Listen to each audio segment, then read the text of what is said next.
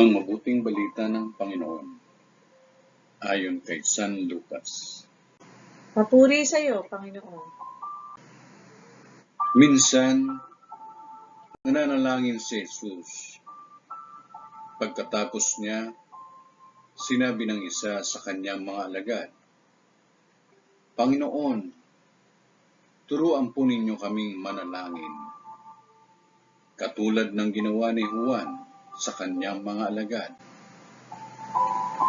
Sinabi ni Jesus, kung kayo'y mananalangin, ganito ang sabihin ninyo, Ama, sambahin nawa ang pangalan mo. Magsimula na sana ang iyong paghahari.